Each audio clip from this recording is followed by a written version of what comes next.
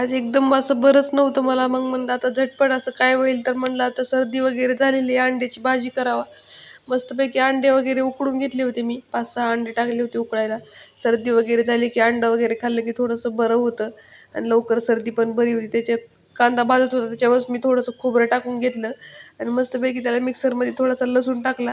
भरपूर अशी कोथिंबीर टाकून घेतली. मस्तपैकी त्याला वाटण घालणार होती मी आणि खडे मसाले वगैरे घालायचे नाहीत आपल्याला. मी साधी झटपट जे घरात होतं साहित्य त्याच्यापासूनच बनवणार होते. मस्तपैकी अंडे उकडून घेतले होते. कढईत तेल तापायला ठेवलेलं होतं. थोडीशी हळद टाकली आणि जे उकडलेले अंडे होते त्याच्यावर छोटे-छोटे असे कट करून घेतले होते मी आणि मग मस्तपैकी टाकून घ्यायची. जर तुम्ही असंच अंडं जर तळलं तेलामध्ये ते फुटायची भीती असते, म्हणून त्याला थोडे छोटे-छोटे असे कट करायचे. मस्तपैकी वाटण वाटून झालेलं होतं. त्याच्यामध्ये मस्तपैकी एक चमचा मिरची पावडर टाकलं, कांदा मसाला टाकला आणि थोडासा अंडा करीचा मसाला टाकलेला होता मी. मस्तपैकी आपले आता अंडे छान तळून घेतलेले आहेत. अंडे एक-एक करून आपल्याला काढून घ्यायचे.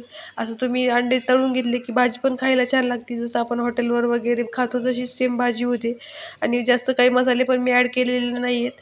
पटकन होईल आणि घरगुती साहित्यात बनन अशी अंडा करी आहे.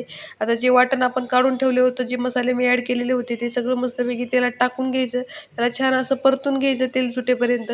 1 चमचा मी थोडंसं मीठ घातलेलं होतं. चवीनुसार मीठ घालून घ्या आपल्याला त्याला आणि मस्तपैकी छान असं तेल सुटेपर्यंत मसाला परतून घ्यायचा आहे आणि छान तेल सुटलं की आपण जे उकडलेले अंडे होते, जे तळून